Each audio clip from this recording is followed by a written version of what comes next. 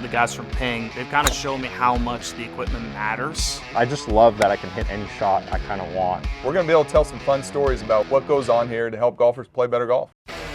Welcome back to the Ping Proving Grounds podcast here at the PGA Show. I know this is coming out a little bit later than the show, but if you listen and you're hearing the acoustics, that's what it is. And Marty Jertson, I've been waiting for this one for a long time. We got a legend with us today. Yeah, this is fun. One of my favorite people in the golf world, the short game master who's touched and helped so many golfers. Stan Utley with us here today.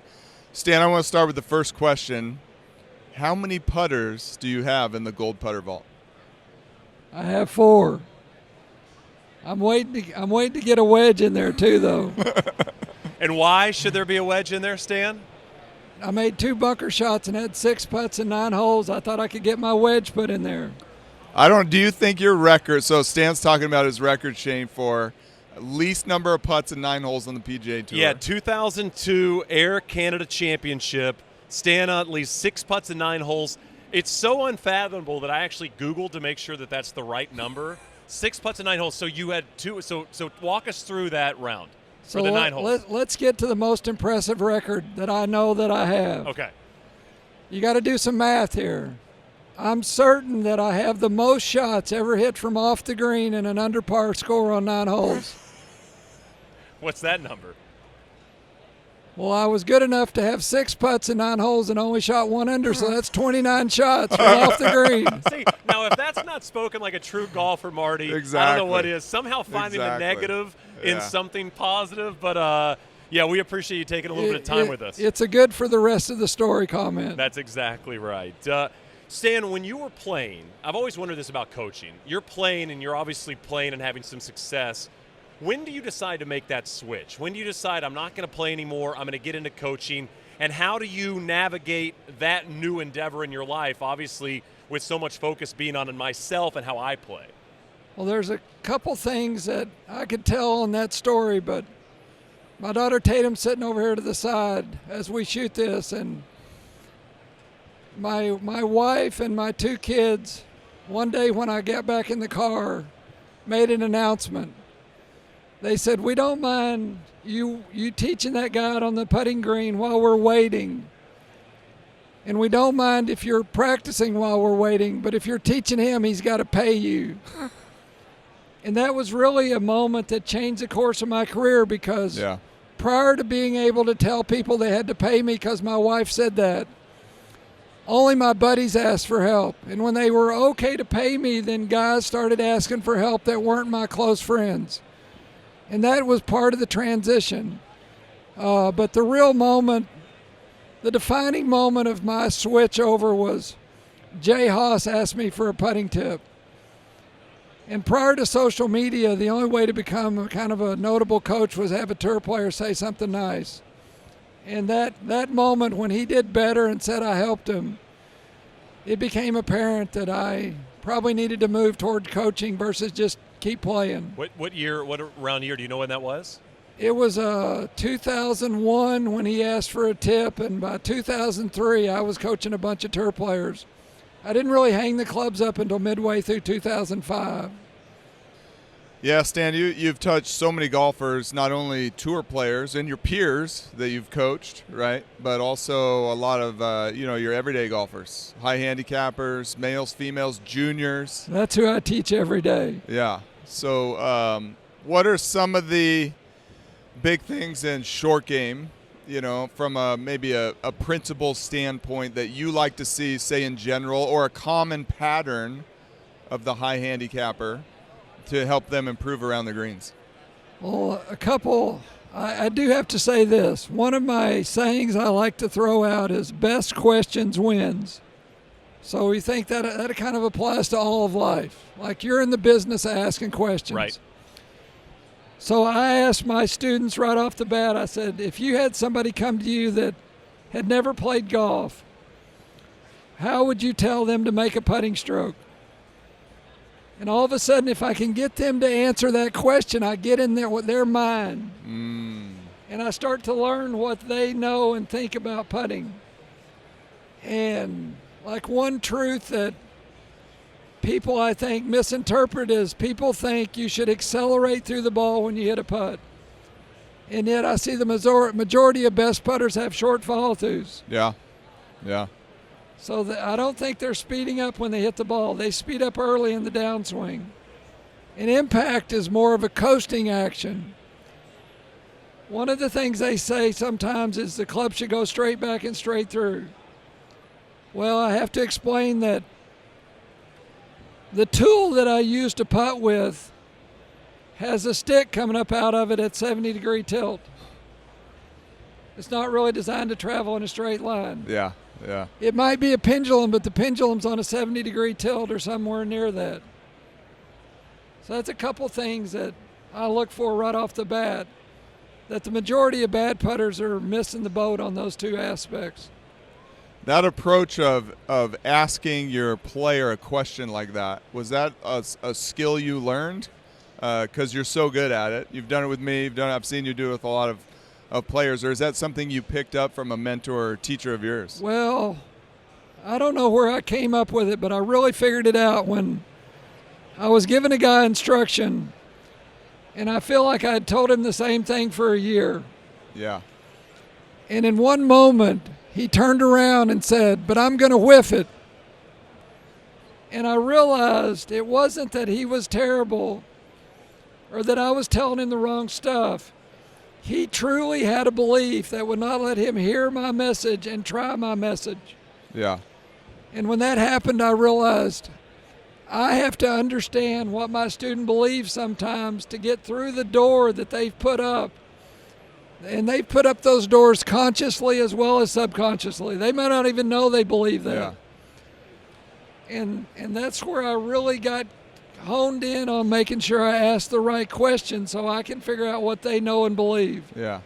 It's probably that wall is probably bigger and stronger in the short game space, chipping and putting. I think it's true in all aspects of life. Like the businessman coaching a new employee. Yeah. The kid's gone to college and learned something that's just absolutely not true, but the guy hired him didn't know that he wasn't going to do what he said. Yeah. Stan, when did you fall in love with the short game? What was it like for you growing up, and when did you realize you had this kind of incredible ability? Well, I have to say that my golf came out of a failure. I did not make it into the NBA. I intended to be a professional basketball player. How was your outside range? Was it good? Well, my ability to throw it toward the goal was high. Okay. I don't know about making it, but I was good at putting it up. You're a high-volume shooter is what Yeah, you're telling that's me. I right. like that. What I learned about basketball, though, is if you're not fast enough to guard anybody, you kind of sit next to the coach Yes. no matter how Yep. good you shoot. Yeah.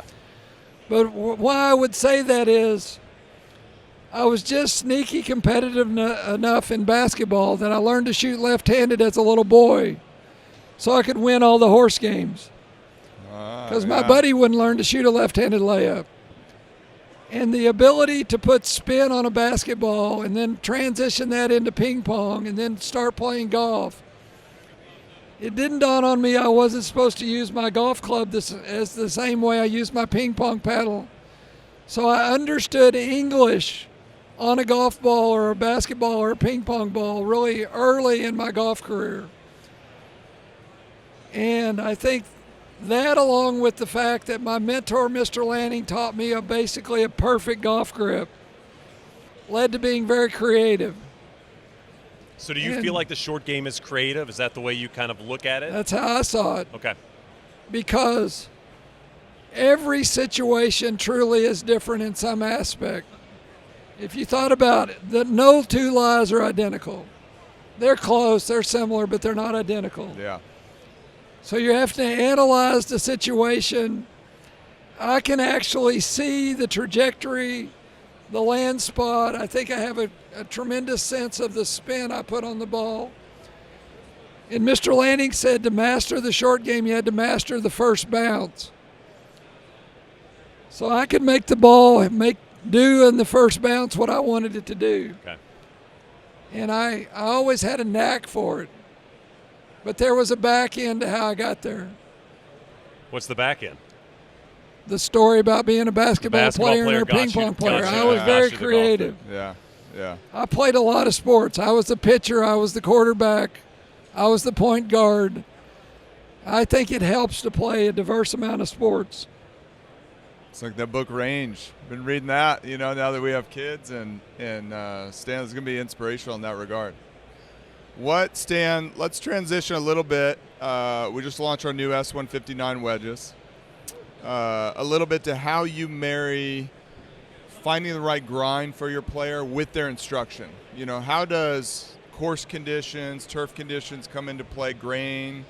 That's kind of a big question. But then also, how do you marry getting your player into the right grind with their instruction? Well, we're still trying to master the answer to that question. Oh, yeah, it's a never-ending question, I think. I think my first response is, if it's an experienced player that's ever been any good, their hands are already accustomed to a certain feel of the club in the dirt.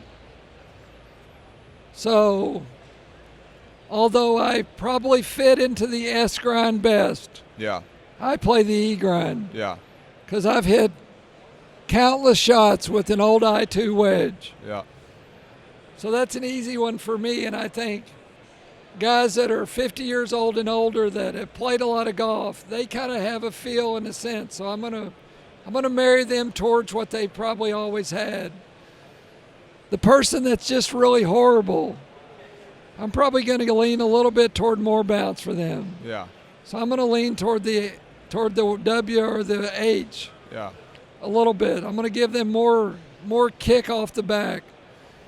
There's certain people that like to maybe release the club a little earlier. They're going to like the new B grind. Yeah. But I don't know that you can really answer that question without getting them to hit some shots. Yeah. Yeah. My issue is most people that see me, that come to see me, are broken. So I spend a lot of time trying to put them back together before I worry about fitting them along. Dialing them in, yeah.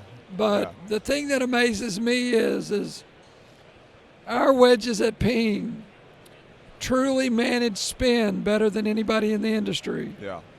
Yeah. And for no other reason, the young players that are coming to me, I'm trying to have them understand that you need to be in control of your golf ball when the conditions aren't perfect. Yeah. And that's the one aspect we're going to always win.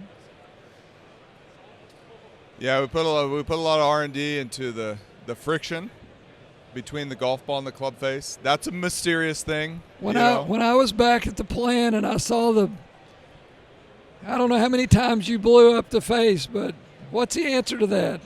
Yeah, when we magnify and look at basically, Shane, what Stan is talking about, we blast the face, we mill it, we blast the face, and when you say blast the face, like a media that's engineered to maximize the stick between the cover of the ball and the face. Okay.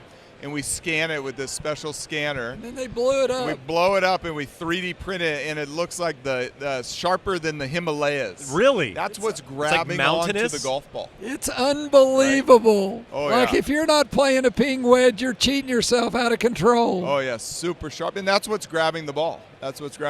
Now, we've done some videos with Stan. He's talking about the conditions not being perfect, where he's chipping out at the proving grounds on a nice, beautiful, dry summer day. It looks dry. It looks dry.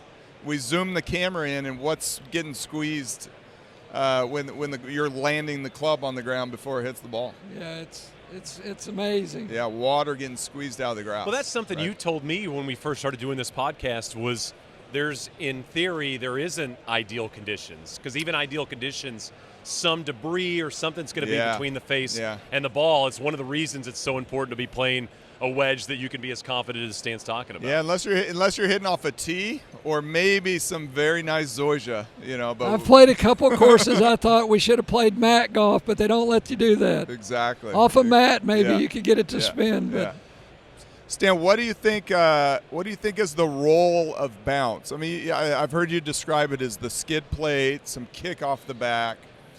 How do you think about the timing of that turf interaction? And I really think about it as I go back and I talk about Gene Sarazen. Did he mean for the club to land steep or shallow? relative to the front edge of the club or the trail edge of the club. And when a plane lands, I want that plane coming in kind of shallow, landing on the back tires. And if it does that, it might bounce a couple times, but it stays close to the ground. And I think people misinterpret steep and shallow. Like today, it's a big buzzword. We need to be steeper. Well, the body needs to be steep. But the club, I don't want my club coming in with the shaft so much forward that I land the lead edge very often. Because the front edge has almost no forgiveness. Yeah. But if I can get the club head releases shallower at the bottom, I steepen impact at the bottom with my pivot, my body, my upper torso. But if I can land the trail edge and keep the lead edge up at just a little bit, 1 or 2 or 3 degrees, then I get a glide effect and I have a lot more room for error through impact. Yeah. I can hit perfect or I can hit a little fat and still have the ball react very similar. Yeah. And I'm looking for grace. I don't want to have to be perfect. Yeah. Well put. Yeah. Well put. Kind of the key to it. And depending on the guy's swing, like the guy that's really steep, he might need a little more of that grace closer to the lead edge. Like for me, I don't know if this is right to say, but like the W wedge doesn't fit my land. Yeah. Because it's rounded. And I'm used to the bottom being flat and getting the kick out of the back edge. Yeah. So everybody's got a little different feel in the bottom. But I'm excited about the new S159s because we have 5 different options. Yeah. They can find it now. Yeah. 5 and the E, so 6 total. 6 total. Yeah. It's amazing. Yeah. Stan, you mentioned that a lot of the people that come to you are broken when they come to you in terms of their golf game. You famously worked with Charles Barkley, who I would say probably fits the mold of a broken golfer when he came to you. How was that experience and how did that come together? Well, I once have to say God is good, because what's the chance of a short game coach kind of helping the worst swing in golf? That's a great point. Right. And it was funny when I ran into him at Tom Lehman's charity event in Phoenix. We had crossed paths a couple times, but I didn't really know Charles. And I said, look, I'd really like to have you hit some balls. I want to watch you. And he's like, man, I've worked with everybody. I'm like, I hadn't watched you. So he rambled out to Greyhawk a few days later. My son Jake and I watched him hit some balls, and I kind of already knew what I was going to tell him, but I asked him the questions about what he was thinking, how he got to where he got to. He was so confused he didn't know. Too much information in the head of the golf swing? He didn't know how he became broken, because at one time he was pretty good. Yeah. And I think he didn't like getting beat, so he tried to get better, and he misinterpreted information or he got bad information, one or the other. But honestly, I gave him one tip. It took about 40 minutes for him to spit the tip back at me, but he said, everybody knows he pulled down on the handle. And you probably know Michael Jacobs. Yep. He said something to me a couple years ago that kind of related to this. He said, golf clubs have balance points, and the physics makes the club kind of teeter-totter around the balance point. So if I influence the grip, it has an influence on the head. Well, if you think about it, Charles pulled the grip down so hard that the head kept going up on the downswing. That's why he got stuck. Interesting. So there's a point where the head needs to go down and the grip needs to go up. And I helped him feel the head go down instead of just the grip go down. And I did that by having him use his wrist to basically throw the club head backwards. Some people get worried about when I tell them to use their wrist to throw the club head backwards, but the way I get them to do that, it actually puts pressure on the shaft. It creates proper lag on the club. But it gets the club head moving away I see in the end of the backswing, the club head's going toward the target. If you want the club head to circle, it's got to go away from the target on the downswing first. Yeah, it's counterintuitive though, right? So Yeah. it's going away from the target on the downswing. At to the start of the Okay. downswing. Okay. Well, all of us Yeah. go forward with our hands too early often. Yeah. It's just human nature. Our mind's over there But we ain't supposed to go over there first in the downswing. So he turned around and looked at me and he said, "You want me to use my wrist to throw the club head back toward the trees? We're on the back of the range at Greyhawk." He's gotten better every day since then. One tip, I've only seen him maybe 5 times in 5 years. We do not hang out, but he does practice hard. And that was the one message he needed. And then he really went and dug it out of the dirt. So we go from Charles Barkley, who was a relative broken golfer. You're somebody that studied golf for a long, long time. I know you mentioned Gene Sarazen earlier. Who is on your Mount Rushmore of great short games, if you had to put together a list of those 4 names?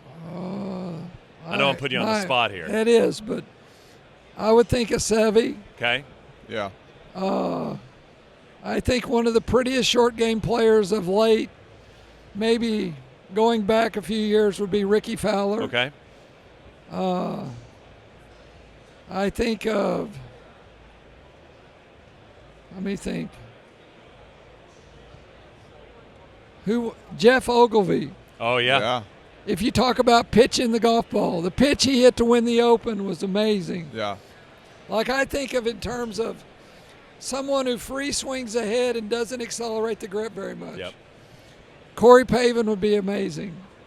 Corey Pavin came for a putting lesson one time, and so I'm asking him questions. And I figure out Corey Pavin, it doesn't matter how he grips it or how he stands. He's a full-on wrist putter. He had added shoulders. So I don't really teach people to be all wristy, but like Corey Pavin he just tapped it. I said they should have banned his stroke because they banned anchoring. He anchors the top of the grip at the top of his hand. He doesn't have to put it on his belly. He just uses his wrist. And it's beautiful.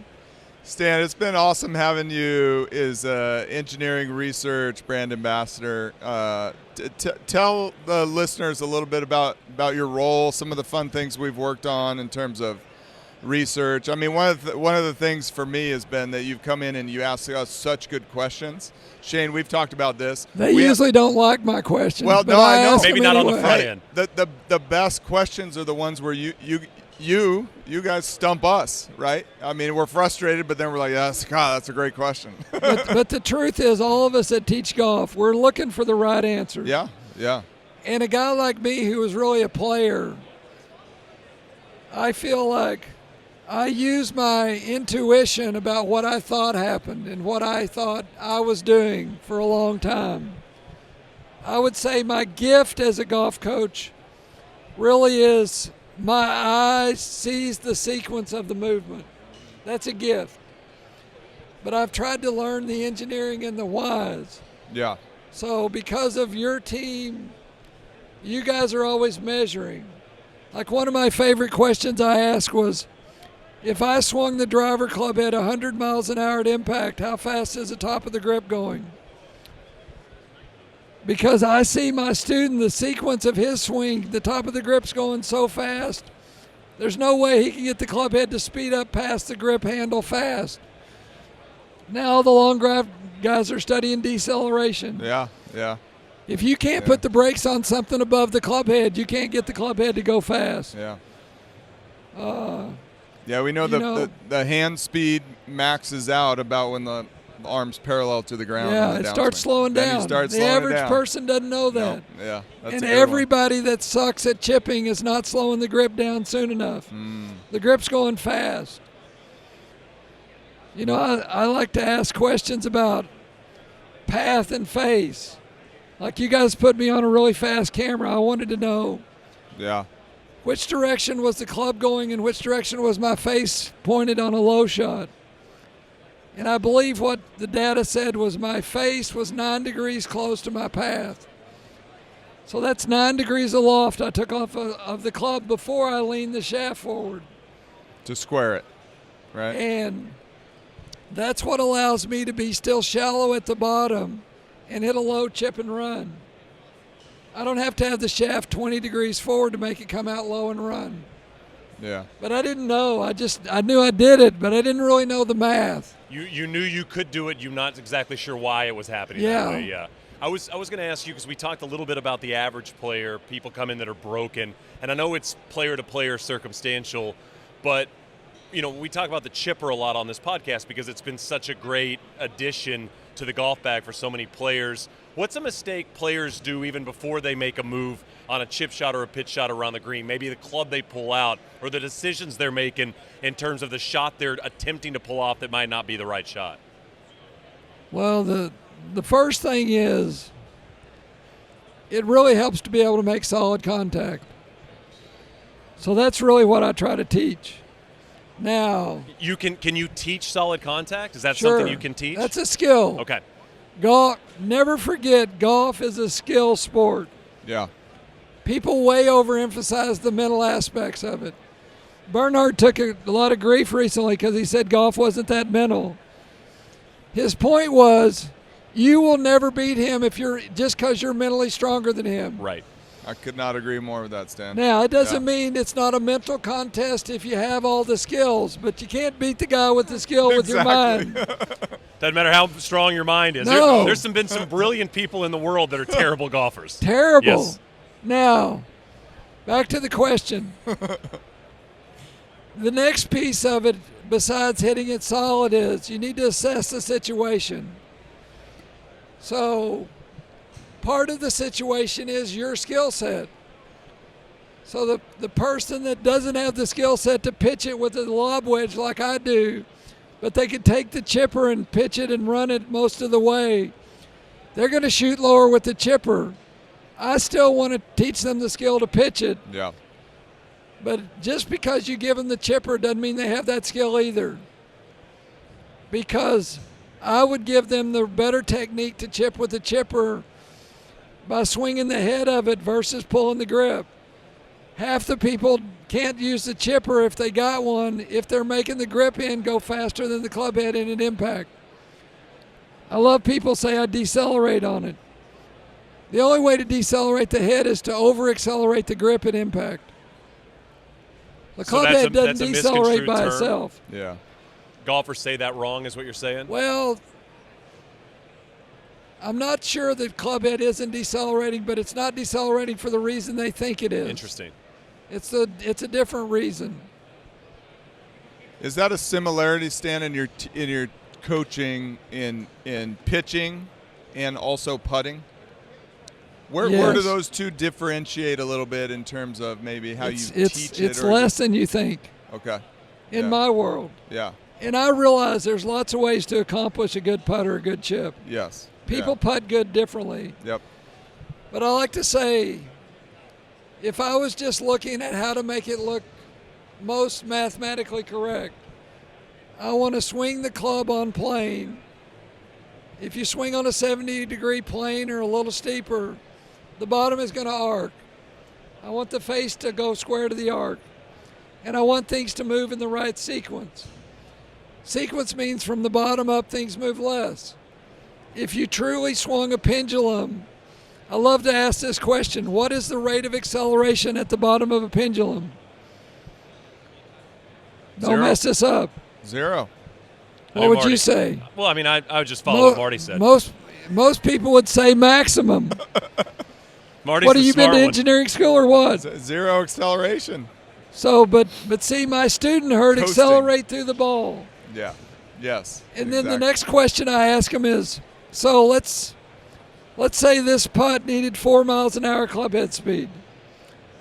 If you really needed to hit the ball at 4 miles an hour, would you rather be coasting or changing from 1 to 6 at the moment of impact? Yeah, with no margin of error.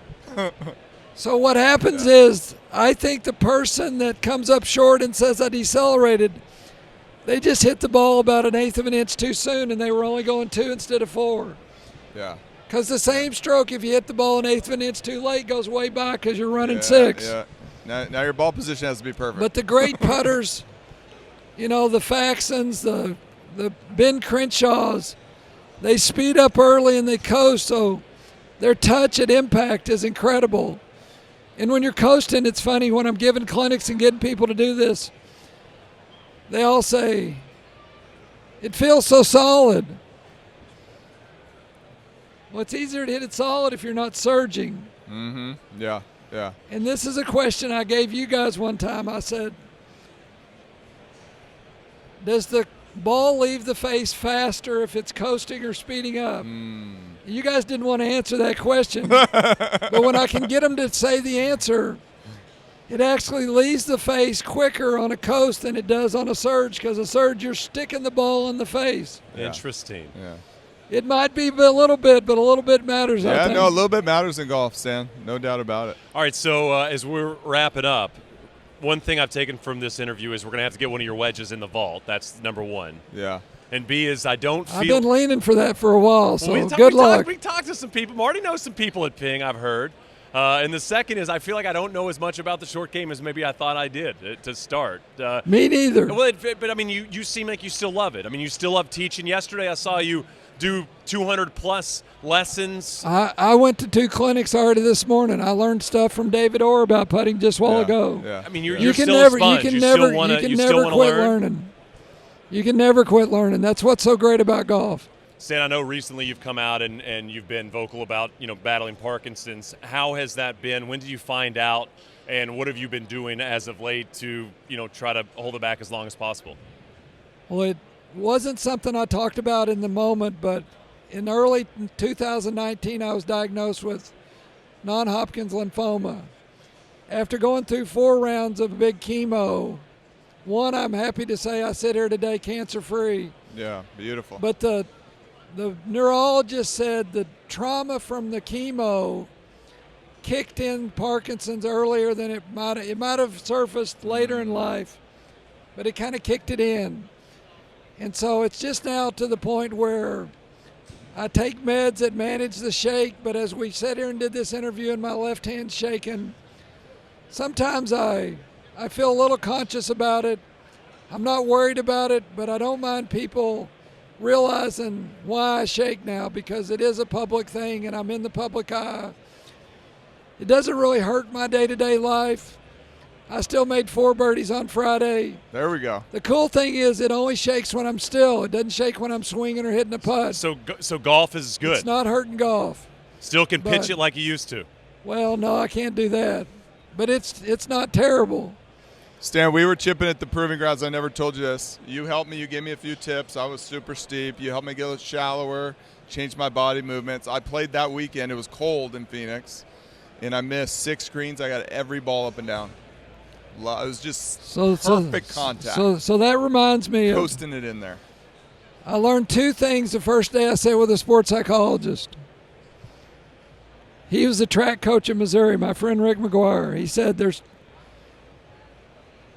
one main difference between winning and losing. Scheduling. And he said there's one way to be a great track coach. Coach fast kids. I was coaching a fast kid when I gave you a tip. You had the quickest guy in the room. He was already the quickest guy in the room. That was easy. He might have got 5 out of 6 up and down if he hadn't had the information Exactly. for you the next day. But hey, 6 out of 6 changes I the hit game. him good that day, I still Stan. like It felt still like good. hearing the stories. It felt good. Yeah. Well, Stan, we appreciate the time. Always interesting to hear you kind of talk about short game and diving into it. And obviously from great player to great coach, one of the great that's ever done it. So thanks for taking the time with us. It's a pleasure. Yeah, thank you so much. That's Stan Utley. Thank you. This is Thanks, the Ping Stan. Proving That was Grounds awesome. podcast.